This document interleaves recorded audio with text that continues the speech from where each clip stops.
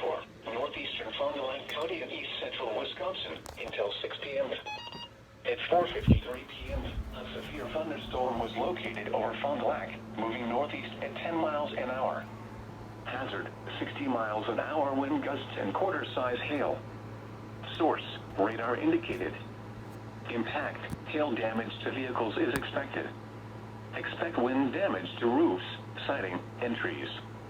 Locations impacted include Fond du Lac, North Fond du Lac, Southern Lake Winnebago, Taycheedah, Eldorado, Mount Calvary, St. Cloud, Van Dyne, Peoples, Pipe, Calvary, Marytown, Johnsburg, and Town of Forest. For your protection, move to an interior room on the lowest floor of a building.